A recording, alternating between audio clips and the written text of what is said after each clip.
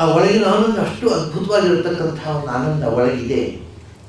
ನಾವು ಏನು ಮಾಡಿದ್ದೀವಿ ಅಂದರೆ ಅದಕ್ಕೆ ಬಿರಡೆ ಹಾಕಿ ಮುಚ್ಚಿಟ್ಟು ಹೊರಗಿನಿಂದ ಆನಂದವನ್ನು ಹುಡುಕ್ತಾ ಇದ್ದೀವಿ. ನಮ್ಮ ಇಡೀ ಬದುಕಿನ ಸ್ಥಿತಿ ಏನಾಗಿದೆ ಅಂದರೆ ಎಲ್ಲವೂ ಒಳಗಿದೆ.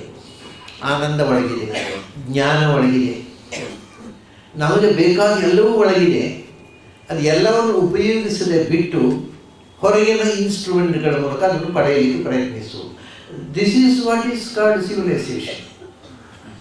ಎಲ್ಲ ನಮಗೆ ಒಳಗಿನಿಂದ ಆ್ಯಂಟಿಬಾಡಿ, ಯಾವುದೇ ರೋಗಗಳು ಬರದಂತೆ ಅದನ್ನು ತಡೆಯತಕ್ಕಂಥ ಶಕ್ತಿ ಸಹಜವಾಗಿ ನಮ್ಮ ದೇಹದಲ್ಲಿ ಭಗವಂತ ಕೊಟ್ಟಿದ್ದಾನೆ. ನಾವು ನೆನೆದರೆ ನೆಗಡಿ ಆಗೋಲ್ಲ. ಯಾಕೆಂದರೆ ನಾವು ನೋಡ್ತೀವಿ ಕಾಡಿನ ಪ್ರಾಣಿಗಳು ಅವು ದಣಿತವೆ,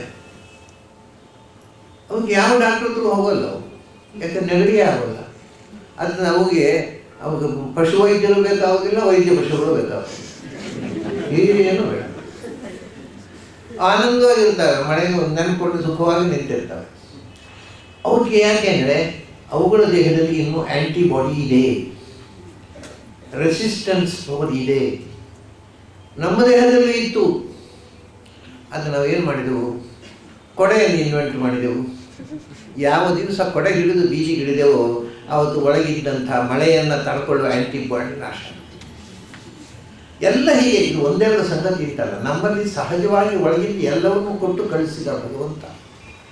ಪ್ರಕೃತಿಯಲ್ಲಿ ಎಲ್ಲವನ್ನೂ ಇಟ್ಟು ಕಳಿಸಿದ. ನಾವು ವಿಕೃತಿಯನ್ನು ಬಳಸಿಕೊಂಡು ಪ್ರಾಕೃತಿಕವಾದ ಶಕ್ತಿಯನ್ನು ಕಳ್ಕೊಂಡ್ವಿ. ಇದು ಇರತಕ್ಕಂಥ ಸಮಸ್ಯೆ. ಈಗ ನಾವು ಊಟ ಮಾಡ್ತಕ್ಕಂಥ ಆಹಾರದಲ್ಲೇ ನಮಗೆ ಬೇಕಾದಂಥ ಸಾತ್ವಿಕ ಅಂಶಗಳು, ರಿಚ್ನೆಸ್ಸು, ವಿಟಮಿನ್ಸ್ ಎಲ್ಲ ಇತ್ತು. ಅಲೆಕ್ಸಿಸ್ ಕ್ಯಾರಲ್ ಹೇಳ್ತಾನೆ, ನಾನು ಅನೇಕ ಕಡೆ ಈ ಮಾತುಗಳಿದೆ, ಅವನು ಹೇಳ್ತಾನೆ, ಹಿಂದೆ ಕುಟ್ಟಣದ ಅಕ್ಕಿ ಊಟ ಮಾಡ್ತಿದ್ದೆವು ನಾವು. ಕುಟ್ಟಣದ ಅಕ್ಕಿನ ತೌಡಿನ ಅಂಶ ಇತ್ತು. ಆ ತೌಡಿನ ಅಂಶದಲ್ಲೇ ಇರೋದು ವಿಟಮಿನ್ಸು. ಅಕ್ಕಿಯಲ್ಲಿಲ್ಲ. ದೇವರು ಬಹಳ ಚಿಡಾಗಿದ್ದಾನೆ, ಅಕ್ಕಿಯಲ್ಲಿ ಇರಲಿಲ್ಲ, ಅದು ತೌಡಿನಲ್ಲಿ ವಿಟಮಿನ್ಸ್ ಇಟ್ಟ. ಅದು ಹಿಂದಿನವರು ಅದು ತೌಡು ಹೋಗ್ತಿತ್ತು ಹೊಟ್ಟೆಗೆ, ಅವರಿಗೆ ಬೇಕಾದಂಥ ವಿಟಮಿನ್ ಸಪ್ಲೈ ಆಗ್ತಿತ್ತು. ಆಮೇಲೆ ನಾವು ಮಿಲ್ ಬಂತು, ಮಿಲ್ಲಿನಲ್ಲಿ ಪಾಲಿಶ್ಡ್ ರೈಸ್ ಬಂತು, ಎಲ್ಲ ಪಾಲಿಶ್ ಆಗಿ ಹೋಯ್ತು ವಿಟಮಿನ್ಸು. ಬರೀ ಬಿಳಿ ಅಕ್ಕಿ, ಏನು ಸತ್ವ ಇಲ್ಲದ ಮಣ್ಣು ತಿಂದ ಹಾಗೆ ಅಕ್ಕಿ ತಿಂದೆವು, ಆರೋಗ್ಯ ಕೆಟ್ಟಿತು. ಅದಕ್ಕೆ ಈ ತೌಡಿನಿಂದ ಮಾತ್ರೆ ಮಾಡಿದೆವು, ಅದನ್ನು ತಗೊಂಡೆವು. ವಿಟಮಿನ್ ಗುಳಿಗೆಗಳು ಅಂತ ತೌಡಿನ ಮಾತ್ರೆ ತಿಂದು ನಾಗರಿಕರಾಗಿ ಬದುಕಿದೆವು. ಅದೇ ಇದೆಲ್ಲ ನಾನು ಹೇಳೋ ಮಾತಲ್ಲ, ಇದು ನಮ್ಮ world famous doctor Alexis Carol, Nobel prize winner, ವಿಶ್ವದ ಶ್ರೇಷ್ಠ ಸರ್ಜನ್ನು, ಅವನು ಈ ಮಾತು ಹೇಳ್ತಾನೆ. ನಮಗೆ ದೇವರು ಸಹಜವಾಗಿ ಕೊಟ್ಟದ್ದನ್ನು ಕಳ್ಕೊಂಡು ವಿಕೃತಿಯನ್ನು ಮಾಡಿಕೊಂಡಿದ್ದ, ಒಳಗಿದ್ದ ಎಲ್ಲ ಶಕ್ತಿ ಹೋಯಿತು. ಹಿಂದೆ ನೋಡಿ ತಮಾಷೆ, ವಿಚಿತ್ರ, ಹಿಂದೆ ಯಾವ ವಿಷಯವನ್ನು ಮರೆಯುತ್ತಿರಲಿಲ್ಲ ಜನ. ಯಾಕೆಂದರೆ ಇದಿಲ್ಲ, ಪುಸ್ತಕ ಇಲ್ಲ, ಪಾಠ ಮಾಡುವ ಪುಸ್ತಕ ಇಲ್ಲ. ಗುರುಗಳು ಬಾಯಲ್ಲಿ ಹೇಳಿದರು, ಶಿಷ್ಯರು ಕೇಳಿ ಕಲಿತರು. ಅವ್ರು ಮರೆತು ಬಿಟ್ಟರೆ ಮತ್ತು ನೋಡುವಾಗ ಪುಸ್ತಕ ಇಲ್ಲ. ಆಗ ಮನಸ್ಸು ನೆನಪಿಟ್ಟುಕೊಳ್ತಿತ್ತು ಎಲ್ಲವನ್ನು. ಇಡೀ ಋಗ್ವೇದ, ಇಡೀ ಯಜುರ್ವೇದ ವೇದಗಳನ್ನು ಮುಖೋದ್ಗತವಾಗಿ ಹೇಳುತ್ತಿತ್ತು. 10,500 ಚಿಲ್ಲರೆ ಮಂತ್ರಗಳು ಲೀಲಾಜಾರವಾಗಿ ಹೇಳ್ತಿತ್ತು. ಯಾವಾಗ ಪ್ರಿಂಟೆಡ್ ಪುಸ್ತಕ ಬಂತೋ ಆಗ ಮನಸ್ಸು ಹೇಳ್ತದೆ, ಪ್ರಿಂಟ್ ಆದ ಪುಸ್ತಕ ಉಂಟಲ್ಲ, ಓದು, ನಾನು ಯಾಕೆ ನೆನಪಿಟ್ಟುಕೋಬೇಕು. ಸೊ ಒಳಗೆ ಇದ್ದ ಪವರನ್ನು ನಾವು ಕಳ್ಕೊಂಡೆವು. ಹೀಗೆ ಒಂದೊಂದು ಒಳಗಿದ್ದ ಶಕ್ತಿಯನ್ನು ನಾವು ಕಳ್ಕೊಂಡೆವು. ಎಲ್ಲವೂ ಒಳಗಿತ್ತು. ನಾವು ಆಮೇಲೆ ಈ ಶಾಲೆಗೆ ಹೋಗುವ ಮಕ್ಕಳಿಗೆ, ಈಗ ನಾವೆಲ್ಲ ಸಣ್ಣವರಿದ್ದಾಗ ನೋಟ್ ಬುಕ್ಗಳಿಲ್ಲ, ಬರೀ ಟೆಕ್ಸ್ಟ್ ಬುಕ್ಗಳಿದ್ದವು. ಈಗ ನೋಟ್ ಬುಕ್ಗಳಿಗಿಂತ ಹೆಚ್ಚು ಟೆಕ್ಸ್ಟ್ ನೋಟ್ ಬುಕ್ಗಳೇ ಜಾಸ್ತಿ. ಅವು ಇಷ್ಟಿರ್ತವೆ, ಒಂದು ಗೊಂಡು ಚೀಲ ಹೊತ್ಕೊಂಡು ಅವು ಬೆನ್ನಿಗೆ ಹಾಕೊಂಡು ನೀವು ಬದಿಕೊಂಡು ಹೋಗ್ತಾವಪ್ಪ. ಅವು ಶಾಲೆಗೆ ಹೋಗಿ ಯಾಕಂದ್ರೆ ಬೆನ್ನು ಬಗ್ಲಿಕ್ಕೆ ಕಲೀಲಿಕ್ಕೆ ಆ ಥರ ಮಣಭಾರ ಹೆಗಲಿಗೆ ಹಾಕ್ಕೊಂಡು ಮಕ್ಕಳಿಗೆ ಯಾವ ರೀತಿ ಶಿಕ್ಷಣ ಕೊಡಬೇಕು ಅಂತ ಗೊತ್ತಿಲ್ಲ ನಮಗೆ. ಪುಸ್ತಕ ಹೆಚ್ಚಾದಷ್ಟು ಒಳ್ಳೆಯ ಶಿಕ್ಷಣ ತಿಳ್ಕೊಂಡ್ಬಿಟ್ಟಿದೆ ಅಷ್ಟೇ ಮಕ್ಕಳಿಗೆ.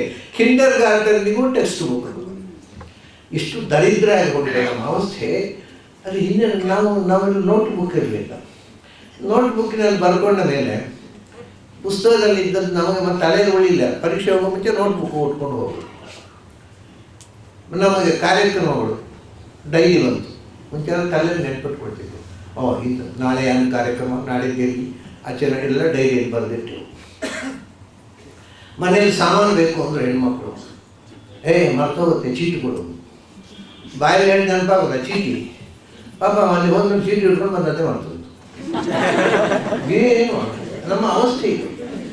ನಾವು ಇಷ್ಟು ಅಂದರೆ ಎಕ್ಸ್ಟರ್ನಲ್ ಆಗಿ ಎಲ್ಲ ಸಾಧನಗಳನ್ನು ಬೆಳೆಸಿ ಬೆಳೆಸಿ ಬೆಳೆಸಿ ನಮ್ಮ ಇನ್ನರ್ ಪವರನ್ನು ಪೂರ್ತಿ ಕಳ್ಕೊಂಡು ನಾವು ಪವರ್ಲೆಸ್ ಆಗಿದ್ದೇವೆ. ಅದಕ್ಕೆ ಅವ್ರು ಹೇಳೋದು ಆ ಒಳಗಿನ ಆನಂದ ಕೊಟ್ಟುಬಿಡೋದು, ಏನು ಬೇಡ, ಹೊರಗಿನದ್ದು ಏನು ಬೇಡ. ಹಿಂದೆ ಕ್ಲೇರ್ ಆಡಿಯನ್ಸ್ ಅಂತ ಸಹಜವಾಗಿ ಟೆಲಿಪತಿಯೇ ಎರಡು ಮುಖಗಳು. ಅಂದರೆ ನೀವು ಇಲ್ಲಿ ಕೂತು ಟ್ಯೂನ್ ಮಾಡಿದರೆ, ಮನಸ್ಸು ಟ್ಯೂನ್ ಆದರೆ ಎಲ್ಲಿ ಟ್ಯೂನ್ ಮಾಡಬೇಕು? ಇವಾಗ ನಮಗೆ ಎದುರಾಗೋದ್ರ ಕೂತರೆ ಮಾತ್ರ ಟ್ಯೂನ್ ಮಾಡಲಿಕ್ಕೆ ಗೊತ್ತು. ಅದು ಒಮ್ಮೊಮ್ಮೆ ಟ್ಯೂನ್ ಆಗೋದಿಲ್ಲ. ನಾವು ಹೇಳೋದೊಂದು, ನಾವು ಕೂತು ಕೇಳೋದು ಇನ್ನೊಂದಾಗುತ್ತೆ. ಅಲ್ಲಿ ಎಲ್ಲೋ ನಮ್ಮ ಸ್ನೇಹಿತರೊಬ್ಬರಿದ್ದಾರೆ, ಎಲ್ಲಿ ಬಾಂಬೆಯಲ್ಲೊಬ್ಬರಿದ್ದಾರೆ. ಆವಾಗ ಅಲ್ಲಿಗೆ ನಮ್ಮ ಮನಸ್ಸನ್ನು ಟ್ಯೂನ್ ಮಾಡಿದರೆ ಅವರು ಅಲ್ಲಿ ಕೂತು ಅಲ್ಲಿ ಏನು ಮಾತಾಡ್ತಾ ಇದ್ದಾರೆ ಅದನ್ನು ಕೇಳಬಹುದು ನಾವು. ಅದೊಂದು ಕ್ಲಿಯರ್ ಆಡಿಯನ್ಸ್. ಅವ್ರು ಅಲ್ಲಿ ಏನು ಮಾಡ್ತಾ ಇದ್ದಾರೆ ನಾವು ನೋಡಬಹುದು. ಮನಸ್ಸು ಟ್ಯೂನ್ ಮಾಡಿದರೆ ಅದು ಕ್ಲಿಯರ್ ವಯಾನ್ಸ್. ಅಂದರೆ ದೂರದರ್ಶನ ಶಕ್ತಿ, ದೂರಶ್ರವಣ ಶಕ್ತಿ ಅಂತ ಹೇಳ್ತೇವೆ. ಈ ಎರಡು ಹೊರಗಿನ ಬಂತಲ್ಲ, ದೂರದರ್ಶನ ಬಂತು, ಸ್ವಿಚ್ ಹಾಕಿದಲ್ಲೇ ಬರುತ್ತೆ ಅದರಲ್ಲಿ ಬಣ್ಣದ ಚಿತ್ರ.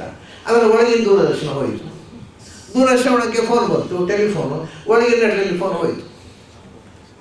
ಇದು ಎರಡೂ ಒಳಗಿನಿಂದ ಸಹಜವಾಗಿ ನಮ್ಮೊಳಗಿತ್ತು. ಹಿಂದಿನ ಋಷಿಗಳು ಅದರಿಂದ ಎಲ್ಲಿ ಏನು ಮಾತುಕತೆ ನಡೆದ್ರೆ ಅದನ್ನು ನೋಡ್ತಿದ್ರು. ನನಗೊಬ್ಬರು ಇದು ನಡೆದ ಕಥೆ ನಾನು ಹೇಳೋದು, ಹಳೆಯದು ಹಿಂದಿನ ಋಷಿಗಳ ಕಥೆಗಳು. ಒಬ್ಬರು ವಿದೇಶಿ ಶಿಷ್ಯರಿದ್ದರು, ನನ್ನ ಪಾಠ ಹೇಳ್ತಾ ಇದ್ದರು. ತುಂಬ ಸಾಧನೆ ಮಾಡಿದ ಮನುಷ್ಯ. ಅವರು ಒಂದು ಸರ್ತಿ ಅವರು ಎಲ್ಲಿದ್ದರು, ಅವರು ನೆದರ್ಲ್ಯಾಂಡ್ನಲ್ಲಿದ್ದರು. ಅವರ ಸ್ನೇಹಿತರು ಇಂಡೋನೇಷ್ಯಾದಲ್ಲಿದ್ದರು. ಅವರು ಒಂದಿನ ಬೆಳಿಗ್ಗೆ ನನ್ನ ಸ್ನೇಹಿತ ಈಗ ಇಂಡೋನೇಷ್ಯಾದಲ್ಲಿ ಏನು ಮಾಡ್ತಾ ಇದ್ದಾನೆ ನೋಡಬೇಕು ಅಂತ ಒಂದು ಕುತೂಹಲ ಬಂತು. ನೋಡಿ ಅವರು ಹಾಗೆ ಯೋಚನೆ ಮಾಡ್ತಾ ಅವರಿಗೆ ಗೊತ್ತಿಲ್ಲದಂತೆ ಅವರ ಬಾಡಿಯಿಂದ ಹೊರಗೆ ಬಂತು. ಇದು ಇತ್ತೀಚೆಗೆ ನಡೆದ ಘಟನೆ, ಇದು ಪುರಾಣದ ಕಥೆ ಅಲ್ಲ. ಅವರು ಕಮೌಟ್ ದೇಹದಿಂದ ಅವರು ಇಂಡೋನೇಷ್ಯಾಕ್ಕೆ ಹೋಗಿದ್ದಾರೆ ಸೂಕ್ಷ್ಮ ಶರೀರದಿಂದ. ಅಲ್ಲಿ ಹೋಗಿ ನೋಡ್ತಾರೆ, ಅವರು ಬೆಳಿಗ್ಗೆ 6:30 ಗಂಟೆಗೆ ಅದು ಈಸಿ ಚೇರ್ನಲ್ಲಿ ಕೂತ್ಕೊಂಡು ಟೀ ಸಿಪ್ ಮಾಡಿಕೊಂಡು ನ್ಯೂಸ್ ಪೇಪರ್ ಓದ್ತಾ ಇದ್ದಾರೆ. ಇಷ್ಟು ನೋಡಿ ಮರಳಿ ಬಂದಿದ್ದಾರೆ. ಅವರು ಮರಳಿ ಬರಲಿಕ್ಕೆ ಸ್ವಲ್ಪ ಕಷ್ಟ ಆಯಿತು. ಯಾಕೆಂದರೆ ದೇಹದಿಂದ ಹೊರಗೆ ಹೋಗೋದು ಸುಲಭ, ಹೊರಗೆ ಬರೋದು ಬಹಳ ಕಷ್ಟ. ಅವರಿಗೆ ಏನು ಮಾಡಿದ್ರು ಬಾಡಿ ಸಿಗಲಿಲ್ಲ ಮರಳಿ ಬರಲು. ಏನು ಬರೀ ಮರುಭೂಮಿಯಲ್ಲಿ ಹೋಗ್ತಾ ಇದ್ದಾರೆ, ಎಷ್ಟು ಹೋದ್ರೂ ದೇಹ ಸಿಗೋಲ್ಲ. ಅವರಿಗೆ ಒಂಥರ ಗಾಬರಿ ಆಗಿಬಿಟ್ಟಿತ್ತು. ಪ್ರಾಯ ನನಗಿನ್ನು ನನ್ನ ದೇಹ ಸಿಗೋಲ್ಲ, ನನ್ನ ಕಥೆ ಮುಗೀತು ಅಂತ. ತಾಯಿ ಬಿಡ್ತಾಳ, ಒಂದು ಸ್ತ್ರೀ ರೂಪ ಕಾಣಿಸ್ಕೊಂಡಿದ್ದವು. ಇದೆಲ್ಲ ಅದು ಒಳಗಿನ ಒಬ್ಬ ಹೆಣ್ಮಗಳು ಬಂದು, ಏನಪ್ಪ ನಿನ್ನ ದೇಹ ಸಿಗೋಲ್ಲಲ್ವಾ, ನಾನು ತೋರಿಸ್ತೀನಿ ಬಾ ಅಂತ ತಾಯಿ ಕರ್ಕೊಂಡು ಹೋಗಿದ್ದೆ. ಅದೊಂದು ಹೊರಟೋದು ದೇಹಕ್ಕೆ ಇಟ್ಟರು ಅದನ್ನು. ಆಮೇಲೆ ಈಗಲೂ ಜೀವಂತವಾಗಿದ್ದಾರೆ. ಆಮೇಲೆ ಫೋನ್ ಮಾಡಿದ್ರು, ಅಲ್ಲಿ ಏನು ಮಾಡ್ತಾ ಇದ್ರಿ 6:30 ಗಂಟೆಗೆ ನೀವು? ನಾನು ಈಸಿ ಚೇರ್ನಲ್ಲಿ ಕೂತ್ಕೊಂಡು ಪೇಪರ್ ಓದ್ತಾ ಇದ್ದೆ, ಟೀ ಸಿಪ್ ಮಾಡ್ತಾ ಅಂತ ಹೇಳಿ. ಇವ್ರು ಏನು ಕಂಡಿದ್ರು ಸೇಮ್ತಿ. ಇದು ಇದು ಇದು ಇತ್ತೀಚೆಗೆ ಬರೀ ಒಂದು 8-10 ವರ್ಷದ ಕೆಳಗೆ ನಡೆದಂಥ ಒಂದು ಘಟನೆ. ಇದೆಲ್ಲ ನಾವು ಮೈಂಡ್ ಟ್ಯೂನ್ ಮಾಡಿದರೆ ಇವತ್ತಿಗೆ ಇಂಥ ಸಂಗತಿಗಳು ನಡೀತವೆ. ಅವರದ್ದೇ ಇನ್ನೊಂದು ಘಟನೆ ಹೇಳಬೇಕು ನಾನು ನಿಮಗೆ. ಒಬ್ಬ ವಿದೇಶಿಯನಾದರೂ ತುಂಬ ಸಾಧನೆ ಮಾಡಿದ ಮನುಷ್ಯ. ಅವರ ತಂದೆ ಅದೇ ಎಲ್ಲೋ ಇಂಡೋನೇಷ್ಯಾದಲ್ಲಿ ಎಲ್ಲೋ ಇದು ಭಾರತದಲ್ಲಿದ್ದು. ತಂದೆ ಇವರಿಗೆ ಕಾಗದ ಬರೋದು, ನೆಕ್ಸ್ಟು ಇನ್ನೊಂದು 2 ತಿಂಗಳು ಬಿಟ್ಟು, ಯಾವುದೋ ಜನವರಿ 20 ನಾನು ಮಾರ್ಚಿಗೋ ಏಪ್ರಿಲ್ಗೋ ಏನೋ ನಾನು ಭಾರತಕ್ಕೆ ಬರ್ತೀನಿ, ನೀನು ಹೇಳ್ತೀಯಲ್ಲ ನಾನು ಸ್ವಲ್ಪ ದೇಶ ತೋರಿಸು ಅಂತ. ಇವರು ಅಷ್ಟರಲ್ಲಿ ಇವ್ರ ಜಾತಕ ಯಾರೊಬ್ಬರು ಜ್ಯೋತಿಷಿಗಳಿಗೆ ತೋರಿಸಿದರು. ಅವ್ರು ಹೇಳಿದ್ರು, ನಮ್ಮ ಅಪ್ಪ ಬರ್ತಾರೆ. ಯಾವಾಗ ಬರ್ತಾರೆ ಅವ್ರು ಇನ್ನೊಂದು 2 ತಿಂಗಳು ಬಿಟ್ಟು. 2 ತಿಂಗಳು ಬಿಟ್ಟು ಬರೋಲ್ಲ ಅವರು. ಯಾಕಂದರೆ ಅವ್ರು 2 ತಿಂಗಳಂದ್ರೆ ಈ ಪ್ರಪಂಚದಲ್ಲೇ ಇರೋಲ್ಲ ಅವರು ಹೇಳಿಬಿಟ್ರು ಆ ಜ್ಯೋತಿಷಿ. ಅವ್ರ ಆಯುಸ್ಸು ಮುಗಿದಿದೆ, 2 ತಿಂಗಳಂತ ಅವ್ರು ಇಲ್ಲಿ ಬರಲಿಕ್ಕೆ ಇದ್ದೇ ಅಲ್ವಾ, ಅವ್ರು ಬದುಕಿರೋಲ್ಲ ಅಂತ ಹೇಳಿದ್ರು. ಇವರಿಗೆ ಒಂದು ಸಂಘರ್ಷ. ಏನು ಬರೋದು ಅಪ್ಪನಿಗೆ, ಈ 2 ತಿಂಗಳ ಮೇಲೆ ನೀವು ಇರೋಲ್ಲ, ಇಲ್ಲೇ ಬನ್ನಿ ಬರೆಯೋಲ್ಲ, ಯಾರು ಇಲ್ಲೇ ಕೊಡಬೇಕು, ಸುಮ್ಮನೆ ಕೂತು ದೇವರ ಇಚ್ಛೆ ಇದ್ದಾಗಲಿ ಅಂತ ತಂದೆಗೆ ಏನೂ ಹೇಳಲಿಲ್ಲ. ಇನ್ಫ್ಯಾಕ್ಟ್ ಅವರು ಹೇಳಿದ ಹಾಗೆ ಅವ್ರು ಬರಬೇಕು ಅಂತ ಹೇಳೋದಕ್ಕಿಂತ 1 ತಿಂಗಳ ಮುಂಚೆ ಅವರು ಇಂಡೋನೇಷ್ಯಾದಲ್ಲಿ ಸತ್ತು ಹೋದರೆ ಒಂದು ವಿಚಿತ್ರ ಏನು ಗೊತ್ತುಂಟ, ಅವರು ಯಾವ ಕ್ಷಣದಲ್ಲಿ ಅಲ್ಲಿ ಸತ್ತಿದ್ದಾರೆ ಅದೇ ಕ್ಷಣದಲ್ಲಿ ಅವರಿಗೆ ಇಲ್ಲಿ ಕನಸು, ಇವರಿಗೆ ಮಗನಿಗೆ ಕನಸಿನಲ್ಲಿ ತಂದೆ ಕಾಣಿಸಿಕೊಂಡಿದ್ದಾರೆ. ಏನಪ್ಪ, ಏನಿಲ್ಲ, ನನಗೆ ಇನ್ನು ಬರಲಿಕ್ಕೆ ಆಗೋದಿಲ್ಲ, ಅದಕ್ಕೆ ಕೊನೆಯದಾಗಿ ನೀವು ಸಿಕ್ಕಿ ಹೋಗುವ ಅಂತ ಬಂದೆ ಅಂತ ಕನಸು. ಈ ಕನಸಿನ ಪ್ರಪಂಚ ಎಷ್ಟು ಅದ್ಭುತ ನೋಡಿ. ಅವ್ರು ಹೇಳ್ತಾರೆ ಕನಸಿಲ್ಲ ಅವರಪ್ಪ, ನನಗೆ ಇನ್ನು ನಿನ್ನನ್ನು ನೋಡಲಿಕ್ಕೆ ಬರಲಿಕ್ಕೆ ಆಗೋದಿಲ್ಲ, ಇದು ಕೊನೆಯ ಭೇಟಿ, ಅದಕ್ಕೆ ನಿನ್ನ ನೋಡಿ ಹೋಗುವ ಅಂತ ನಂಬೆ. ಮತ್ತು ನಿನಗೆ ಏನೋ ಕೊಡಬೇಕು, ನಾನು ಅದನ್ನು ಕೊಟ್ಟಿಲ್ಲ, ಅದನ್ನು ಕೊಟ್ಟು ಹೋಗುವ ಅಂತ ಬಂದ ಒಂದು ಬಾಕ್ಸು ಅದನ್ನು ಓಪನ್ ಮಾಡಬೇಡ, ಇದರಲ್ಲಿ ನಿನ್ನ ಫ್ಯೂಚರ್ ಇದೆ, ಈಗ ಇದು ಅಲ್ಲ, ಇದು ಭವಿಷ್ಯದಲ್ಲಿ ಗೊತ್ತಾಗೋದು, ಈಗ ಅದನ್ನು ತೆರಿಬೇಡ ಅಂತ ಹೇಳಿ ಎಚ್ಚರ ಆಯಿತು. ಎಚ್ಚರ ಆದಮೇಲೆ ಅಲ್ಲಿಂದ ರಿಂಗ್ ಆಯಿತು, ಫೋನ್ ಬಂತು, ತಂದೆ ತೀರಿ ಹೋಗಿದ್ದಾರೆ. ಅದೇ ಕ್ಷಣದಲ್ಲಿ ಇವರಿಗೆ ಇಲ್ಲಿ ಕನಸು, ಇವರಿಗೆ ಮಾತ್ರ ಅಲ್ಲ, ಇವರ ಮಗಳು, ಅದು ಮೈಸೂರಿನಲ್ಲಿದ್ದ ಅವರಿಗೆ, ಅದಕ್ಕೂ ಕನಸು. ಅಜ್ಜ ಬಂದಿದ್ರು ಬೆಳಗಾವಿ, ಏನು ಮಾಡಿದ್ರು ಅಜ್ಜ? ಅವ್ರು ಬಂದು ಅವ್ರು ನಾನು ಹೀಗೆ ಹೇಳಿದ್ರಪ್ಪ, ಇಂದಿನ ನೋಡ್ಲಿಕ್ಕೆ ಬರ್ಲಿಕ್ಕೆ ಆಗೋಲ್ಲ, ಇದು ಕೊನೆ ಭೇಟಿ, ನಾನು ನೋಡಿ ಹೋಗುವ ಅಂತ ಬಂದೆ, ನಿನಗೂ ಕೂಡ ಒಂದು ಪ್ರೆಸೆಂಟೇಷನ್ ಅಂತ ಅವ್ರಿಗೂ ಒಂದು ಬಾಕ್ಸ್ ಕೊಟ್ಟಿದ್ದಾರೆ, ಅದನ್ನು ತೆರೆದು ನೋಡು, ಇದು ನಿನ್ನ ಭವಿಷ್ಯ ಇದೆ ಇದರಲ್ಲಿ.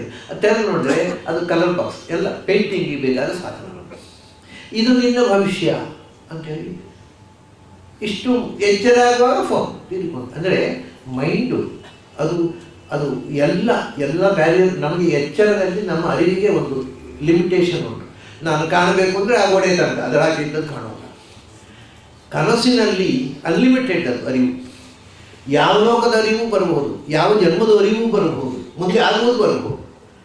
ಅದನ್ನು ಉಪನಿಷತ್ಕಾರ ಹೇಳ್ತಾರೆ, ದೃಷ್ಟಂಚ ಅದೃಷ್ಟಂಚ, ಶ್ರುತಂಚ ಅಶ್ರುತಂಚ, ಅನುಭೂತಂಚ ಅನನುಭೂತಂಚ ಸರ್ವಂ ಪಶ್ಯತಿ. ನಮಗೆ ಅನುಭವವೇ ಇಲ್ಲದ ಸಂಗತಿ, ಇನ್ನು ಮುಂದೆ ನಡೆಯುವ ಸಂಗತಿ, ಅದನ್ನು ಕಾಣಬೇಕು. ಅದು ಮನಸ್ಸಿನ ಪ್ರಪಂಚ ಅಂದರೆ ಅದು ಅತ್ಯದ್ಭುತವಾದ. ಈ ಹೊರಗಿನ ಪ್ರಪಂಚ ಏನೂ ಅಲ್ಲ, ಅದು ಆ ಒಳಗಿನ ಪ್ರಪಂಚಕ್ಕೆ ಇಳಿದವರಿಗೆ ಆ ಆನಂದ ಒಮ್ಮೆ ತಿಳಿಯಿತೋ ಮತ್ತೆ ಹೊರಗೆ ಬರಬೇಕು ಅಂತ ಅನಿಸು. ಅದೇ ಮನುಷ್ಯ ಇಂಟ್ರೋವರ್ಟ್ ಆಗ್ತಾನೆ ಅಂತ ಹೇಳ್ತೇವೆ. ನಚಿಕೇತ ಇದ್ದ, ಅವನು ಇಂಟ್ರೋವರ್ಟ್. ಅವನು ಮನೆಯಲ್ಲಿ ತಂದೆ ಕರೆದರೆ ಬಂದ, ಊಟಕ್ಕೆ ಬಾ ಅಂದರೆ ಬಂದ, ಇಲ್ಲಾಂದರೆ ಹಸಿವಾಯಿತು ಊಟ ಹಾಕೊಂಡು ಹೇಳಿದವನಲ್ಲ. ಅದು ಏನು ಹೊರಗಿನ ಪ್ರಪಂಚದ ಸಂಪರ್ಕವೇ ಕಳ್ಕೊಂಡು ಅಂತರ್ಮುಖನಾಗಿಬಿಟ್ಟ. ಅದೇ ಅವನಿಗೆ ಊರಿನವರಿಟ್ಟ ಹೆಸರು ನಚಿಕೇತ ಅಂತ. ಅಂದರೆ ಏನು ಮಾಡದ ಹುಡುಗ, ಏನು ಮಾಡ್ತಿರ್ಲಿಲ್ಲ, ಸುಮ್ಮನೆ ಒಳಗೆ ಕೂತು ಧ್ಯಾನ ಮಾಡ್ತಿದ್ದ. ನಚಿಕೇತ ಏನು ಮಾಡೋದಿಲ್ಲಪ್ಪ ಹುಡುಗ, ಉಪಯೋಗ ಇಲ್ಲ. ಯಾರು ಅಂತರ್ಮುಖನೋ ಅವನನ್ನು ಹೊರಗಿನ ಜನ ಏನು ಉಪಯೋಗ ಇಲ್ಲ ನೀ ಅಂತ ಅವನ್ನ ಅರ್ಥ ಮಾಡಿಕೊಡ್ಲಿಕ್ಕಾಗೋದಿಲ್ಲ. ಈ ಒಳಗಿನ ಪ್ರಪಂಚ ಅದನ್ನು ಇವನು ಕೇಳ್ತಾನೆ. ಸಂಯೋಹ ಅಂದರೆ ಸುಖದ ಸಂಯೋಜಕ. ಆ ಅಂತರಂಗದ ಸುಖದ ಅರಿವನ್ನು ನನಗೆ ಕೊಡು, ಅಷ್ಟೇ ನಾನು ಕೇಳೋದು. ವಿಶ್ವಾನಿನೋ ದುರ್ಗಃ ಜಾತವೇಗಃ, ಮುಂದಿನ ಮಂತ್ರ. ಸಿಂಧುಂ ನನಾಮ ದುರಿತಾತಿಪರ್ಷಿ, ವಿಶ್ವಾನಿ ದುರಿತಾನಿ ನಹ ಅತಿಪರ್ಷಿ. ದುರ್ಗಃ ಇಲ್ಲಿ ಒಂದು ವಿಶೇಷಣ ಕೊಡ್ತಾನೆ. ಇಲ್ಲಿ ಜಾತವೇದ ಅಂತ ಮೊದಲನೇ ಮಂತ್ರದಲ್ಲಿ ಬಂದ ವಿಶೇಷಣವು ಇಲ್ಲಿ ಬರುತ್ತೆ.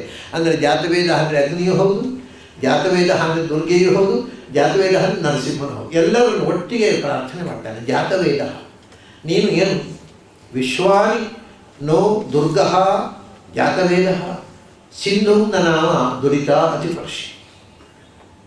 ನೀನು ಜಾತವೇದ ಅಂದರೆ ನಿನಗೆಲ್ಲ ಗೊತ್ತಿದೆ. ಇದರಲ್ಲಿ ಈ ಪ್ರಾರ್ಥನೆಯಲ್ಲಿ ಆಶ್ರಯ ಶಬ್ದ ಹೇಳುವಾಗ ಒಂದು ವಿಶೇಷ ಅಂಶ ಇದೆ. ನಾನು ನಿನ್ನ ಹತ್ರ ಪ್ರಾರ್ಥಿಸಿಕೊಳ್ಳಬೇಕು. ಯಾಕೆ? ನನಗೇನು ಬೇಕು, ನನಗೇನು ಕೊಡಬೇಕು ನಿನಗೆ ಗೊತ್ತಿದೆ. ನನಗೇನು ಬೇಕು ಅಂತ ವಾಸ್ತವವಾಗಿ ನನಗೇ ಗೊತ್ತಿಲ್ಲ. ನಮಗೇನು ಗೊತ್ತಿದೆ, ನಾವೇನು ಬೇಕು ಅಂತ ಬಯಸ್ತೇವೆ, ನಮ್ಮ ವಾದನೆ ಇರ್ಬೋದು. ಅದು ನನಗೆ ಏನು ಬೇಕು ಅಂತ ನಿನಗೆ ಗೊತ್ತಿಲ್ಲ. ನೀನು ಜಾತವೇದ, ಎಲ್ಲ ಗೊತ್ತಿರುವವನು ನೀನು. ನಿನ್ನ ಹತ್ರ ನಾನು ಏನು ಕೇಳೋದಿದೆ.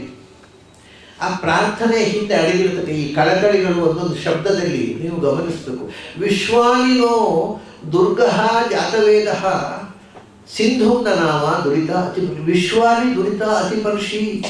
ನಮ್ಮ ಎಲ್ಲ ದುರಿತಗಳನ್ನು ಪಾರು ಮಾಡುವವನು ನೀನು. ಅದು ಇಂಥ ದುರಿತ ಅಂಥ ದುರಿತ ನಾನು ಹೇಳಬೇಕಾಗಿಲ್ಲ. ಏನು ನಮಗೆ ದುರಿತಗಳಿವೆ ಅದನ್ನು ಪಾರು ಮಾಡಿ ನಮ್ಮನ್ನು ಉದ್ಧಾರ ಮಾಡತಕ್ಕ ಶಕ್ತಿ ನೀನು. ನನಗೆ ದುರಿತವನ್ನು ಪರಿಹರಿಸಿಕೊಳ್ಳುವ ಶಕ್ತಿ ಇಲ್ಲ. ಅದು ವಿಶ್ವಾನಿ ದುರಿತ, ಎಲ್ಲ ದುರಿತಗಳನ್ನು ಪಾರು ಮಾಡುವ ಶಕ್ತಿ ನೀನು. ಯಾಕೆಂದರೆ ನೀನು ದುರ್ಗಃ ಅಂದರೆ ನಮ್ಮ ಜೀವನದಲ್ಲಿ ಯಾವುದು ದುರ್ಗಮ ಪಡೆಯಲಾಗದ್ದು ಅಂತ ಅಥವಾ ನಾವು ದುಷ್ಟವಾಗಿರ್ತಕ್ಕಂಥ ಬದುಕು ಜೀವನದಲ್ಲಿ ಬರತಕ್ಕ ಸಂಕಟಗಳು ಆಪತ್ತುಗಳು ಅದನ್ನು ಹಂತಿ ನಾಶ ಮಾಡ್ತಕ್ಕವನು. ವಿಶ್ವಾನಿ ನೋ ದುರ್ಗಃ ಜಾತವೇದ ಸಿಂಧುಂ ನಾಮ. ಹಿಂದೆ ಹೇಳಿದ್ದನ್ನು ಮತ್ತೆ ನೆನಪಿಸ್ತಾನೆ. ನೀನು ದೋಣಿಯಲ್ಲಿ ಇಟ್ಟು ನನ್ನನ್ನು ದಡ ಹಾಯಿಸುವ, ಸಮುದ್ರವನ್ನು ದಾಟಿಸುವ ದೋಣಿಯಂತೆ ನೀನು ಅಂಬಿಗನಾಗಿ ಬರಬೇಕು. ದೋಣಿಯಲ್ಲಿ ಕೂಡಿಸಿ ಕರ್ಕೊಂಡು ಹೋಗಬೇಕು. ತಮಾಷೆ ಅಂದರೆ ಇಲ್ಲಿ ದೋಣಿ ಒಂದು ಬೇರೆ ಇರುತ್ತೆ, ದೋಣಿಯಲ್ಲಿ ಅಂಬಿಗ ಬೇರೆ ಇರ್ತಾನೆ. ಅಲ್ಲಿ ಅಂಬಿಗನೂ ಅವನೇ, ದೋಣಿಯೂ ಅವನೇ. ನೀನೇ ದೋಣಿಯಾಗಿ ನೀನೇ ಅಂಬಿಗನಾಗಿ ದಡ ಹಾಯಿಸಬೇಕು. ಅದು ಬಹಳ ಅದ್ಭುತವಾದಂಥ ಚಿಂತನೆ. ಅದು ವಿಶ್ವ ಸಿಂಧುಂ ನಾಮ ದ್ವಿತಾತಿ ಪಕ್ಷಿ. ಅವನು ಬಹಳ ಅದ್ಭುತವಾದಂಥ ಒಂದು ಮಾತು ಬರುತ್ತೆ. ಅಗ್ನೇ ಅತ್ರಿವನ್ ಮನಸಾ ಗೃಣಾನಃ. ಅಗ್ನೇ ಅತ್ರಿವನ್ ಮನಸಾ ಗೃಣಾನಃ ಅಸ್ಮಾಕಂ ಬೋಧಿ ಅವಿತಾ ತನೂನಾಂ. ಒಂದು ವಿಚಿತ್ರವಾದ ಮಾತು. ಅತ್ರಿವನ್ ಮನಸ, ನೀನು ಮನಸಾ ಗೃಣಾನ, ನಮ್ಮನ್ನು ಮನಃಪೂರ್ವಕವಾಗಿ ಸ್ವೀಕರಿಸಬೇಕು. ನಮಗೆ ಮತ್ತು ಅಂಥ ಮನಸ್ಸನ್ನು ಕೊಡಬೇಕು ನೀವು. ಎಂಥ ಮನಸ್ಸು? ಮೂರು ಇಲ್ಲದ ಮನಸ್ಸು. ಅತ್ರಿವನ ಮನಸ್ಸ, ಮೂರು ಇರಬಾರ್ದು ಆ ಮನಸ್ಸಿನಲ್ಲಿ. ಅಂಥ ಮನಸ್ಸು ಕೊಡೋದು.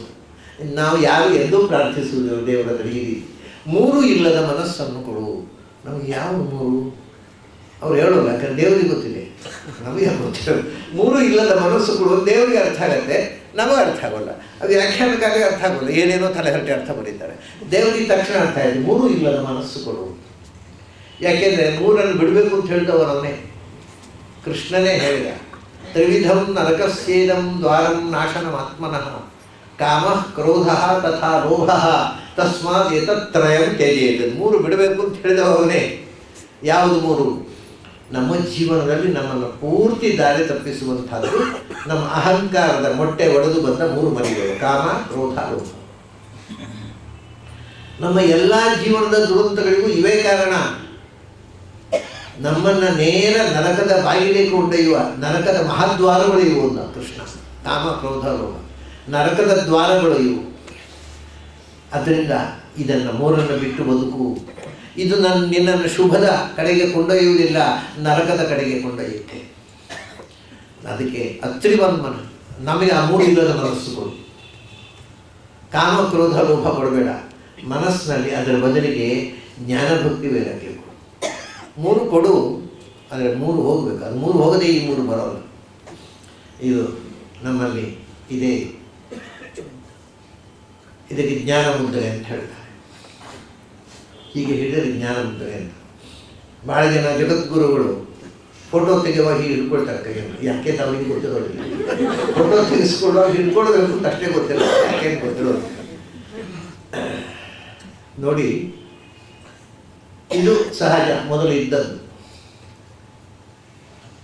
ಅಂದರೆ ಇದಕ್ಕೆ ಒಂದು ಅವರು ಅರ್ಥ ಮಾಡಿಕೊಂಡು, ಇದು ಬೇರೆಯಾಗಿ ಉಂಟಲ್ಲ, ಇದು ಹೆಬ್ಬೆರಳು ಅಂದರೆ ಇದು ಶ್ರೇಷ್ಠ, ಇದು ಭಗವಂತ, ಅದು ಜೀವ. ಅದು ಯಾರ ಒಟ್ಟಿಗಿದೆ? ಅವಿದ್ಯೆ ಕಾಮ ಕರ್ಮ ಅಥವಾ ಕಾಮ ಕ್ರೋಧ ಲೋಭ ಇದ್ರ ಒಟ್ಟಿಗೆ ಇದೆ. ಅದು ಇದರ ಒಟ್ಟಿಗೆ ಇದು ಬೇರೆ, ಇದು ಗುರುತವೇ ಇಲ್ಲ. ಅದನ್ನು ಕಳಚಿಕೊಂಡು ಇದು ಬಗ್ಗಬೇಕು ಭಗವಂತನ ಕಡೆಗೆ, ಬಾಗಿ ಭಗವಂತನ ಜೊತೆಗೆ ಸೇರಿದಾಗ ಅದು ಜ್ಞಾನ ಮುದ್ರೆ. ಆಗ ಇದು ತಮಾಷೆ ಏನಾಯ್ತು ಗೊತ್ತಾ? ಇದು ಅವಿದ್ಯಾ ಕಾಮ ಕರ್ಮವನ್ನು ಬಿಟ್ಟು ಇತ್ತಾಗ ಬಂದ ಮೇಲೆ ಮತ್ತೆ ಹೀಗೆ ನೆಟ್ಟಗೆ ಆಗೋಯ್ತು. ಇದು ಅಭಯ. ಯಾಕೆಂದರೆ ಇದು ಜ್ಞಾನ ಭಕ್ತಿ ವೈರಾಗ್ಯ ಜೀವ ಪರಮಾತ್ಮ ಎಲ್ಲ ಒಟ್ಟು ಇದು ಅಭಯ. ಅಂದರೆ ಒಂದೊಂದು ಮುದ್ರೆಗಳಿಗೆ ಕೂಡ ಅದಕ್ಕೊಂದು ಅರ್ಥ ಇದೆ. ಪ್ರತಿಯೊಂದಕ್ಕೂ ಒಂದು ಅರ್ಥ ಹಚ್ಚಿ ಪ್ರಾಚೀನರು ಅದನ್ನು ಬಳಕೆಗೆ ತಂದರು. ನಾವು ಇವತ್ತಾಗಿರುವ ಸಮಸ್ಯೆ ಏನು ಗೊತ್ತುಂಟ, ನಾವು ಕೆಲವೊಂದು ಮಾಡ್ತಾ ಇದ್ದೇವೆ, ಅನುಸರಿಸ್ತಾ ಇದ್ದೇವೆ, ಏನು ಮಾಡಿದರೆ ಏನು ಅಂತ ಗೊತ್ತಿಲ್ಲ. What is without the knowing of the meaning, ಅರ್ಥ ಗೊತ್ತಿಲ್ಲ, ಅದನ್ನು ಆಚರಿಸ್ತಾ ಇದ್ದೇವೆ. ಎಲ್ಲ ಮಾಡ್ತಾ ಇದ್ರಪ್ಪ ಹಿಂದಿನಿಂದ, ನಾವು ಮಾಡ್ತಾ ಅಷ್ಟೇ. ಹಿಂದಿನಿಂದ ಮಾಡ್ತಾ ಇದ್ರು, ನಾವು ಯಾಕೆ ಬಿಡಬೇಕು ಅಂತ ಅಷ್ಟೇ ಮಾಡೋದು ಹೊರತು ಯಾಕೆ ಮಾಡಬೇಕು ಅಂತ ಯಾರಿಗೂ ಗೊತ್ತಿಲ್ಲ. ನನಗೊಂದು ಕಥೆ ಹೇಳಿದ್ದು ನಾನು. ಒಬ್ಬರು ವಿದೇಶಿ ಶಿಷ್ಯ ಅವ್ರು ಇದನ್ನು ಹೇಳ್ತಿದ್ರು. ಅವರು ಈ ದೇಶಕ್ಕೆ ಬಂದಾಗ ಅವ್ರ ಉದ್ದೇಶ ಇದ್ದದ್ದು ಈ ದೇಶದ ಸಂಸ್ಕೃತಿಯನ್ನು ಅರ್ಥ ಮಾಡ್ಕೋಬೇಕು. ಅಂದರೆ ಅವರಿಗೆ ಪಾಪ ಜಾತಕ ನೋಡಿ ಯಾರು ಹೇಳಿಬಿಟ್ಟಿದ್ರು, ನೀನು ಪೂರ್ವ ಜನ್ಮದಲ್ಲಿ ಭಾರತದಲ್ಲಿ ದೊಡ್ಡ ಸಾಧಕನಾಗಿದ್ದಿ, ಹಾಗಾಗಿ ಈ ಜನ್ಮದಲ್ಲಿ ನಾನು ಅದನ್ನು ಮುಂದುವರಿಸ್ಬೇಕು ಆಸೆಯಿಂದ ಬಂದವರು. ಬಂದು ಎಲ್ಲ ತಿಳ್ಕೋಬೇಕಲ್ಲ, ಏನು ಹಬ್ಬ ಹರಿದಿನ, ಏನು ಪೂಜೆ ಪುನಸ್ಕಾರ, ಅದು ಇದು ಎಲ್ಲಕ್ಕೂ ವಿಷಯ ಯಾಕೆ ಮಾಡ್ತೀವಿ, ನಿಮ್ಮ ಆಚರಣೆಗಳ ಅರ್ಥ ಸ್ವಲ್ಪ ಹೇಳಿ, ನಾನು ಅನುಸರಿಸ್ತೇನೆ. ಅವ್ರು ಹೇಳ್ತಾರೆ, 2 ಥರದ ಜನ ಸಿಕ್ಕಿದ್ರಂತೆ ಇಲ್ಲಿ. ಅವ್ರು ಮೊದಲು ಬಂದದ್ದು ಬೆಂಗಳೂರಿಗೆ, ಅವ್ರು ವಿದೇಶದಿಂದ ಮೊಟ್ಟ ಮೊದಲು ಬೆಂಗಳೂರಿಗೆ ಬಂದರು. ಯಾಕೆಂದರೆ ಅವರು MA ಮಾಡಿದ್ದು ಇಂಡಾಲಜಿ ಮೇಲೆ, ಜರ್ಮನಿಯಲ್ಲಿ. ಅವರು ಇಂಡಾಲಜಿಯಲ್ಲಿ MA ಮಾಡಲಿಕ್ಕೆ ಸೆಕೆಂಡ್ ತಗೊಂಡ ಲ್ಯಾಂಗ್ವೇಜು ಕನ್ನಡ. ಹಾಗಾಗಿ ಬೆಂಗಳೂರಿಗೆ ಬಂದರು, ಕರ್ನಾಟಕಕ್ಕೆ ಬಂದು ಇಲ್ಲೆಲ್ಲ ವಿಚಾರಿಸಿದ್ರು. ಎಲ್ಲ 2 ಥರದ ಜನ ಸಿಕ್ಕಿದ್ರು. ಕೆಲವರು ಹೇಳಲಿಕ್ಕಾಗೋದಿಲ್ಲ, ನೀವು ಲೇಖರು ಮೈಲಿಗೆ ಆಗುತ್ತೆ ಹೇಳೋದು. ಅವರು ಭಾಳ ಸುಲಭ ಇದು, ನಮ್ಗೆ ಗೊತ್ತಿಲ್ಲದೆ ಇದ್ದದ್ದನ್ನು ಅವಾಯ್ಡ್ ಮಾಡಲಿಕ್ಕೆ ಒಳ್ಳೆ ಟೆಕ್ನಿಕ್ ಇದೆ. ನೀವು ಅಯೋಗ್ಯರು ಹೇಳೋದಿಲ್ಲ ಅಂತ ಹೇಳ್ಬಿಟ್ಟು ನಮಗೆ ಗೊತ್ತಿಲ್ಲ ಅಂತ ಅನ್ನೋದನ್ನ ಇನ್ನೊಂದು ರೀತಿಯಿಂದ ಹೇಳೋ ವಿಧಾನ. ಆಯಿತು, ಕಡೆಗೆ ಆಯಿತು, ನಾವು ಯೋಗ್ಯ ಆಯಿತು. ಇನ್ನು ಕೆಲವು ಮೈಲಿಗೆ ಅವ್ರ ಹತ್ರ ಕೇಳಿದರು, ಮಡಿಯವರು ಹೀಗೆ ಹೇಳಿದ್ರು, ಮೈಲಿಗೆ ಅವ್ರ ಹತ್ರ ಕೇಳಿದರು. ಅವ್ರು ಹೇಳಿದ್ರಂತೆ, ಯಾಕೆ ಮಾಡೋದು ಅಂದರೆ ಏನು, ಎಲ್ಲರೂ ಮಾಡ್ತಾರೆ, ನಾವು ಮಾಡ್ತೇವೆ, ನಮ್ಮ ಅಪ್ಪ ಮಾಡ್ತಿದ್ರು ನಾವು ಮಾಡ್ತೇವೆ, ನಮ್ಮ ಅಜ್ಜ ಮಾಡ್ತಿದ್ರು ನಾವು ಮಾಡ್ತೇವೆ ಅಷ್ಟೇ, ಯಾಕೆ ಗೊತ್ತಿಲ್ಲ ಅವರಿಗೆ. ಅವ್ರು ಹೇಳ್ತಾರೆ, ಹೇಸಿಗೆ ಆಯಿತು ನನಗೆ. ನಾನು ಯಾವ ಆಸೆಯನ್ನು ಇಟ್ಟುಕೊಂಡು ಈ ದೇಶಕ್ಕೆ ಬಂದೆನೋ, ಇಲ್ಲಿ ಬಂದ ಮೇಲೆ ನನಗೆ ಅಸಹ್ಯ ಆಯಿತು ಅಂತ. ಯಾಕೆಂದರೆ ತಾವು ಏನು ಮಾಡ್ತೇವೆ, ಯಾಕೆ ಮಾಡ್ತೇವೆ ಅನ್ನೋದು ಗೊತ್ತಿಲ್ಲದೆ ಬದುಕತಕ್ಕಂಥ ಜನ ತಾವು ಮಾಡ್ತಾರೆ, ಯಾಕೆ ಅಂತ ಗೊತ್ತಿಲ್ಲ ಅವರಿಗೆ. ಎಲ್ಲರೂ ಮಾಡ್ತಾರೆ, ನಮ್ಮ ಅಪ್ಪ ಮಾಡ್ತಾರೆ, ನಮ್ಮ ಅಜ್ಜ ಮಾಡ್ತಾರೆ ಅಂತಾರೆ. ಅವರು ಒಂದು ಕಡೆ ಹೇಳಿದ್ರಿ ನಾನು, ಎಷ್ಟು ಅಸಹ್ಯ ಆಯ್ತು ನನಗೆ ಅಂದರೆ, ಸ್ವಾಮಿ ನೀವು ಊಟ ಯಾಕೆ ಮಾಡ್ತೀರಿ, ಯಾಕೆಂದ್ರೆ ನಮ್ಮ ಅಪ್ಪ ಮಾಡ್ತಿದ್ರು, ನಮ್ಮ ಅಜ್ಜ ಮಾಡ್ತಿದ್ರು, ಅದಕ್ಕೆ ನಾವು ಊಟ ಮಾಡ್ತಿದ್ವಿ. ಈ ಉತ್ತರ ಎಷ್ಟು ಅಸಹ್ಯವೋ ಅಷ್ಟೇ ಅಸಹ್ಯ ಹಿಂದಿನವ್ರು ಮಾಡ್ತಾ ಇದ್ರು. ನೀವು ಯಾಕೆ ಮಾಡ್ತೀರಿ ಅದು ತಿಳಿದು ಮಾಡಿ. ಅದು ಬಹಳ ಮುಖ್ಯವಾಗಿರ್ತಕ್ಕಂಥ, ನಾವು ಏನು ಮಾಡ್ತೇವೆ ಅದನ್ನು ತಿಳಿದು ಮಾಡಬೇಕು. ನಮ್ಮ ಹಿಂದಿನ ಪ್ರಾರ್ಥನೆಗಳಲ್ಲಿ ಕಾಣತಕ್ಕಂಥ ಅಂಶ ಇದೆ. ಅವರು ಯಾವುದನ್ನು ಕೂಡ ತಿಳಿಯದೆ ಕಣ್ಮುಚ್ಚಿ ಏನೋ ಅನುಷ್ಠಾನ ಮಾಡ್ತೇವೆ. ಅಂದರೆ ನಾವು ಏನು ಬ್ಲೈಂಡ್ ಬಿಲೀಫ್ ಅಂತೇವೆ, ಅದು ಇಲ್ಲ. ಅವರು ಏನು ನಂಬಿದ್ರೋ ಅದನ್ನು ತಿಳಿದು ನಂಬಿದ್ರು. ಅದಕ್ಕೆ ಅವರು ನೋಡಿ, ಅತ್ರಿವನ್ನ ಮನಸ್ಸ, ನಮ್ಮ ಮನಸ್ಸು ಈ ಮುದ್ರೆ ಇರಲಿ ಇನ್ನೊಂದಿರಲಿ, ಎಲ್ಲದರ ಹಿಂದೆ ಒಂದು ಗಾಢವಾದ ಪ್ರಜ್ಞೆ ಇದೆ, ಒಂದು ಸ್ಪಿರಿಚುವಲ್ ಲಿಂಕ್ ಇದೆ. ಅವಳು ಅತ್ರಿವನ್ನ ಮನಸ್ಸ, 3 ಇಲ್ಲದ ಮನಸ್ಸು, ಅದನ್ನು ಬಗ್ಗೆ ಕರುಣಿಸು. ಯಾವುದಪ್ಪ 3 ಇಲ್ಲ, ನಾವು ಈಗ 3 ಇಲ್ಲ, ಜ್ಞಾನ ಭಕ್ತಿ ಬೇಡ, ಇದು 3 ಬೇಡ ಅಂತ ಮನಸ್ಸಿದ್ರೆ ಸಾಕಾಗೆ. ಜ್ಞಾನ ಕಟ್ಕೊಂಡು ಭಕ್ತಿ ಕಟ್ಕೊಂಡು ವೈರಾಗ್ಯ ಕಟ್ಕೊಂಡು ನಾವೇನು ಮಾಡಬೇಕು, ಯೂಸ್ಲೆಸ್. ಅದು ಇಲ್ಲದ ಮನಸ್ಸು ಕೊಡುವಂಥ ನಾವು ಅವರಂದರು, ನಮಗೆ ಜ್ಞಾನ ಭಕ್ತಿ ವೈರಾಗ್ಯ ಬೇಕು, ಅದಕ್ಕೋಸ್ಕರ ಕಾಮ ಕ್ರೋಧ ಲೋಭ ಇಲ್ಲದಂಥ ಮನಸ್ಸು ಕೊಡುವುದು. ಅಥವಾ ಇದು ಗೀತೆಯಲ್ಲಿ ಬಂದ 3, ನಾವು ಹೇಳೋದು ಉಪನಿಷತ್ನಲ್ಲೇ ಬಂದ 3 ಇದೆ ಬಿಡಬೇಕಾದ. ಯಾವುದದು? ಪುತ್ರೈಷಣಾಯಶ್ಚ ವಿತ್ತೈಷಣಾಯಶ್ಚ ಲೋಕೈಷಣಾಯಶ್ಚ ಉಚಿತ ಅಂತ 3 ಏಷಣಾತ್ರಯ, ಈಶಾಣಾತ್ರಯ ಬಿಡಬೇಕು. ಪುರಂದಾಸರು ಹೇಳಿದ್ದಾರೆ 3 ಈಶಣಗಳನ್ನು, 3 ಬಯಕೆಗಳನ್ನು ಬಿಡಬೇಕು ಅಂತ. ಯಾವುದದು? ಪುತ್ರೈಷಣ, ನನಗೊಬ್ಬ ಸಂತಾನ ಮುಂದುವರಿಕೆಗಾಗಿ ಒಂದು ಮಗು ಬೇಕು. ಆಮೇಲೆ ವಿತ್ತೈಷಣ, ಮಗು ಆಯಿತು, ಮದುವೆ ಆಯಿತು, ಮಗು ಆಯಿತು, ಮನೆ ಆಯಿತು, ಖರ್ಚಿಗೆ ದುಡ್ಡು ಬೇಕು. ಇದೆರಡನೇ. ಅದಿಲ್ಲದೆ ಇದೆಲ್ಲ ನಿರ್ವಹಿಸುವುದು ಹೇಗೆ? ಪುತ್ರೈಷಣಾಯ ವಿತ್ತೈಷಣಾಯ. ಮೂರನೇದು ಲೋಕೈಷಣ. ಈ ಜನ್ಮದಲ್ಲೂ ಒಳ್ಳೆ ಆಸ್ತಿ ಪಾಸ್ತಿ ಮಾಡ್ಕೊಂಡು ಒಳ್ಳೆ ತೋಟ ಬಂಗ್ಲೆ ಇರಬೇಕು, ಆಮೇಲೆ ಅಲ್ಲಿ ಸ್ವರ್ಗಲೋಕ ಪ್ರಾಪ್ತಿ ಆಗಬೇಕು. ಲೋಕೈಷಣ ಎಲ್ಲಿಯೂ ಅಲ್ಲಿಯೂ ರಿಸರ್ವ್ ಆಗಬೇಕು ನಮಗೆ ಪುಣ್ಯಲೋಕ. ಇದು ಮನುಷ್ಯನ 3 ಬಯಕೆಗಳು ಅಂತ ಹೇಳೋದು. ಮನುಷ್ಯ ಬಯಸುವುದಿಷ್ಟೇ. ಇಲ್ಲಿ ನಾನು ಸತ್ತ ಮೇಲೂ ನನ್ನ ಕಂಟಿನ್ಯೂಟಿಗೆ ಒಬ್ಬ ರೆಪ್ರೆಸೆಂಟೇಟಿವ್ ಬೇಕು, ಅದು ಸಂತಾನ. ಆಮೇಲೆ ಬದುಕಿದ್ದಷ್ಟು ಕಾಲ ಖರ್ಚಿಗೆ ದುಡ್ಡು ಬೇಕು. ಅಲ್ಲಿ ಹೋಗುವಾಗ ಸ್ವರ್ಗದಲ್ಲಿ ಒಂದು ಸೀಟ್ ರಿಸರ್ವ್ ಆಗುತ್ತೆ. ಪುತ್ರೈಷಣ ವಿತ್ತೈಷಣ ಲೋಕೈಷಣ. ಇದು 3 ಬಯಕೆಗಳು ಮನುಷ್ಯನನ್ನು ಕಾಡುವುದು. ನಮಗೆ ಅತ್ರಿವನ್ನ ಮನಸ್ಸ ಈ 3 ಬೇಡ. ನಾವು ಈ 3 ನಮಗೆ ಯಾವ ಬಯಕೆಯೂ ಕೊಡಬೇಡ. ನಾವು ಏನನ್ನು ಬಯಸದ ಮನಸ್ಸನ್ನು ಕೊಡು. ಬಹಳ ವಿಚಿತ್ರ. ಮನಸ್ಸಿನ ಸ್ವಭಾವವೇ ಏನನ್ನಾದರೂ ಬಯಸುವುದು. ಹಾಗಾಗಿ ಏನನ್ನು ಬಯಸದ ಮನಸ್ಸು ಇದೆ. ಅದಕ್ಕೆ 3 ಬಯಸದ ಮನಸ್ಸು. ಏನನ್ನು ಬಯಸದ ಮನಸ್ಸಲ್ಲ. ಈ 3 ಬಿಟ್ಟು ಇನ್ನೆಲ್ಲ ಬಯಸು. ಭಗವಂತನನ್ನು ಬಯಸು, ಜ್ಞಾನವನ್ನು ಬಯಸು, ಭಕ್ತಿಯನ್ನು ಬಯಸು, ವೈರಾಗ್ಯವನ್ನು ಬಯಸು. ಈ 3 ಬಯಸು. ಅತ್ರಿವನ್ನ ಮನಸ್ಸ. ಆಮೇಲೆ ಇನ್ನೊಂದು ರೀತಿಯಿಂದ ಭಗವಂತ ನೀನು ಅತ್ರಿ 3 ಇಲ್ಲದ ಮನಸ್ಸು ನಿನ್ನದು ಅಂತ ಹೇಳ್ತಾರೆ. ನೀನು 3 ಇಲ್ಲದ ಮನಸ್ಸಿನಿಂದ ನನ್ನನ್ನು ಸ್ವೀಕಾರ ಮಾಡು. ಭಗವಂತನಲ್ಲಿ 3 ಯಾವುದಿಲ್ಲ. ಮಣ್ಣು, ನೀರು, ಬೆಂಕಿ. ನಮ್ಮ ಮನಸ್ಸು ಪಾಂಚಭೌತಿಕ, ಮಣ್ಣು ನೀರು ಬೆಂಕಿಯಿಂದ ಆಗುತ್ತೆ. ಭಗವಂತನ ಮನಸ್ಸು ಜ್ಞಾನಾನಂದಮಯ, ಅದರಲ್ಲಿ ಮಣ್ಣು ನೀರು ಬೆಂಕಿ ಅಂಶ ಇಲ್ಲ. ಅದರಿಂದ 3 ಇಲ್ಲದ ಮನಸ್ಸು ನಿನ್ನದು ಜ್ಞಾನಾನಂದಮಯವಾದ ಮನಸ್ಸು. ಅದನ್ನೇ ನನಗೂ ಕೊಡು. ನನಗೆ ಈ ಪಾಂಚಭೌತಿಕವಾದಂಥ ಕಾಟ ಬೇಡ. ಆಮೇಲೆ ಇನ್ನೊಂದು, ಅತ್ರಿಯಂತೆ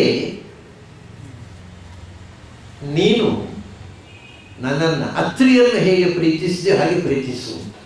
ಅತ್ರಿವದ್ದು ಹೌದಲ್ವಾ? ಭಗವಂತ ಅತ್ರಿಯ ಭಕ್ತಿಗೆ ಮೆಚ್ಚಿ ಮಗನಾಗಿ ಹುಟ್ಟಿದಲ್ವ.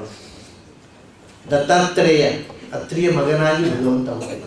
ನೀನು ಅತ್ರಿಯ ಭಕ್ತಿಗೆ ಮುಚ್ಚಿ ಅವನ ಮಗನಾಗಿ ಬರಲಿಲ್ವ? ಹಾಗೆ ಅತ್ರಿಯನ್ನು ಹೇಗೆ ಪ್ರೀತಿಸಿದೆಯೋ ಅಂಥ ಮನಸ್ಸಿನಿಂದ ನನ್ನನ್ನು ಪ್ರೀತಿಸು. ಒಂದು ಅತ್ರಿವತ್ತು ಅನ್ನುವಂಥದ್ದು ಎಷ್ಟು ಬಗೆಯಿಂದ ಬೆಳಕೊಳ್ಳುತ್ತೆ ನೋಡಿ ಆ ಅನುಸಂಧಾನ. ಯಾಕೆಂದರೆ ನಮ್ಮ ಮಾನಸಿಕ ಸ್ಥಿತಿ ಹೇಗೋ ಅದಕ್ಕೆ ತಕ್ಕಂತೆ ಆ ಶಬ್ದ ಅರ್ಥ ಆಗ್ತಾ ಹೋಗು.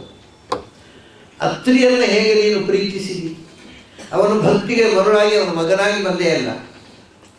ದತ್ತಂ ದುರ್ವಾಸ ಸೋಮಂ ಆತ್ಮೇಶ ಬ್ರಹ್ಮ ಸಂಭವನ್ನ. ತ್ರಿಮೂರ್ತಿಗಳೇ ನನಗೆ ಮಕ್ಕಳಾಗಿ ಹುಟ್ಟಿ ಬರಬೇಕು ಅಂತ ಅವನು ಬಯಸಿದ. ಅದಕ್ಕೆ ಭಗವಂತ ಬಂದ. ಅವನು ಹೇಳ್ತಾನೆ, ನಿನಗೆ ನಾನು ನನ್ನನ್ನು ಕೊಟ್ಟುಕೊಂಡಿದ್ದೇನೆ. ಭಗವಂತ ಹೇಳೋದ ದತ್ತಾತ್ರೇಯ ಅಂದರೆ ದತ್ತ ಅಂತ ಹೆಸರು. ಆತ್ರೇಯ ಅಂದರೆ ಅತ್ರಿಯ ಮಗ ಅಂತ. ಅವನ ಹೆಸರು ದತ್ತ. ದತ್ತ ಅಂದರೆ ಕೊಡಲ್ಪಟ್ಟವ ಅಂತ. ಯಾರು ಅವನ ನಿನ್ನ ಭಕ್ತಿಗೆ ನಾನು ನನ್ನನ್ನೇ ಕೊಟ್ಟುಕೊಂಡಿದ್ದೇನಪ್ಪ, ಅದಕ್ಕೆ ನನಗೆ ದತ್ತ ಅಂತ ಹೆಸರು. ನಿನ್ನ ಭಕ್ತಿಗೆ ನಾನು ನಿನಗೆ ನನ್ನನ್ನು ಕೊಟ್ಟುಕೊಂಡಿದ್ದೇನೆ. ಆಮೇಲೆ ತ್ರಿಮೂರ್ತಿಗಳು ಬರಬೇಕಲ್ಲ. ಶಿವ ಬಂದ. ಶಿವ ದುರ್ವಾಸನಾಗಿ ಬಂದ. ಅದು ಶಿವನ ಶಕ್ತಿಯನ್ನು ತೋರಿಸೋದಕ್ಕೋಸ್ಕರ ಮಹಾಕೋಪ. ಕೋಪ ಅಂದರೆ ಕೋಪ. ಈ ನಮಗೆ ಎಲ್ಲಪ್ಪ ಈ ಋಷಿಗಳಿಗೆ ಎಲ್ಲ ಕೋಪ ಬರುತ್ತೆ, ನಮಗೇನು ಬಂದಿರ್ತದೆ? ನಾವು ಉಳಿದಿನ್ನೋರಲ್ಲ. ಋಷಿಗಳು ತಪಸ್ಸು ಮಾಡಿ ಭಗವಂತನನ್ನು ಕಂಡವರಿಗೆ ಕೋಪ ಬರುತ್ತೆ, ನಾವು ಯಾಕೆ ಬರಬಾರ್ದು? ಇದೆಲ್ಲ ನಮ್ಮಲ್ಲಿ ಇಂಥ ಕ್ಷುದ್ರ ಪ್ರಶ್ನೆಗಳಲ್ಲಿ ನಾವು ಎಕ್ಸ್ಪರ್ಟ್ ಇರ್ತೇವೆ. ಇಂಥದ್ದೆಲ್ಲ ಬೇಡವಾದ ಪ್ರಶ್ನೆಗಳು ಬಂದು ಸೆಲ್ಫ್ ಡಿಫೆನ್ಸ್. ನಮಗೆ ಕೋಪ ಬರೋದು ಕರೆಕ್ಟು. ವಿಶ್ವಾಮಿತ್ರನಿಗೆ ಕಾಮ ಬಂದಿದೆ, ದುರ್ವಾಸನಿಗೆ ಕ್ರೋಧ ಬಂದಿದೆ, ನಮಗೇನು ಕಾಮ ಕ್ರೋಧ ಇರಬಾರದು. ತಮಾಷೆ ಏನು ಅಂದರೆ ದುರ್ವಾಸನಿಗೆ ಕೋಪ ಬರುತ್ತಲ್ಲ, ಅದು ಯಾವುದೇ ಒಂದು ದುರ್ವಾಸ ಉಂಟಲ್ಲ, ಯಾವುದೇ ಒಬ್ಬ ಋಷಿಗೆ, ಅದು ವಿಶ್ವಾಮಿತ್ರ ಇರ್ಬೋದು, ಗೌತಮ ಇರ್ಬೋದು, ದುರ್ವಾಸ ಇರ್ಬೋದು, ಯಾವುದೇ ಒಬ್ಬ ಋಷಿಗೆ ಕೋಪ ಬಂದ ಇನ್ಸಿಡೆಂಟನ್ನು ನೋಡಿ ಪುರಾಣದಲ್ಲಿ ಯಾಕೆ ಕೋಪ ಬಂದಿದೆ ನೋಡಿ. ಆ ಕೋಪದಿಂದ ಮುಂದೆ ಜಗತ್ತಿಗೆ ಒಂದು ದೊಡ್ಡ ಉಪಕಾರ ಆಗುತ್ತೆ. ಹಾಗೆ ಕೋಪ ಮಾಡೋದೇ ಇಲ್ಲ ಅವರು. ನಮ್ಮ ಹಾಗೆ ಏನು ಸ್ವಾರ್ಥಕ್ಕೋಸ್ಕರ ಕೋಪ ಅಲ್ಲ, ಅವರ ಕೋಪದಿಂದ ಒಂದು ದೊಡ್ಡ ಉದ್ಧಾರ ಆಗಲಿಕ್ಕೆ ಉಂಟು ಮುಂದೆ. ಆ ಉದ್ಧಾರ ದೃಷ್ಟಿಯಲ್ಲಿ ಇಟ್ಕೊಂಡು ಅವರು ಕೋಪಿಸ್ಕೊಳ್ತಾರೆ. ನೋಡಿ, ನೀವು ಅಹಲ್ಯೆಯ ಪ್ರಕರಣವನ್ನೇ ನೋಡಿ. ಗೌತಮ ಶಾಪ ಕೊಟ್ಟ, ನೀನು ಈ ಶಿಲೆಯಲ್ಲಿ ಬಿದ್ದಿರು. ಗೌತಮರು ಹಾಗೆ ಶಾಪ ಕೊಡದೇ ಇರ್ತಿದ್ದರೆ ಅಹಲ್ಯೆ ಅಲ್ಲಿ ತಪಸ್ಸು ಮಾಡಿ ರಾಮನ ಪಾದಸ್ಪರ್ಶ ಆಗ್ತಿದ್ದ ಅವಳಿಗೆ. ಎಂಥ ದೊಡ್ಡ ಎತ್ತರಕ್ಕೆ ಏರಿದ್ಲು ಅವಳು. ರಾಮನ ಪಾದಸ್ಪರ್ಶ, ಭಗವಂತ ಬಂದು ಹುಡುಕಿಕೊಂಡು ಬಂದ, ಭಗವಂತನ ಪಾದಸ್ಪರ್ಶ ಆಗಿ ಭಗವಂತ ಆಗಿ ಉದ್ಧಾರ ಮಾಡಿದ. ಭಗವಂತನ ಅವತಾರದ ಒಂದು ಮಹಿಮೆಗೆ ಅವಳು ಒಂದು ಪಾತ್ರ. ಭಗವಂತನ ಮಹಿಮೆ ಅಭಿವ್ಯಕ್ತಿಗೆ ಅವಳು ಒಂದು ಸಾಧನ.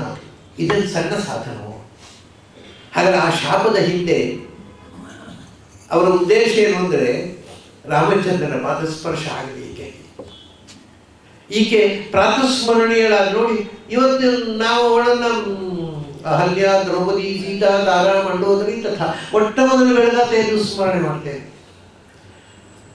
ಅಷ್ಟು ಎತ್ತರಕ್ಕೆ ಏರಬೇಕು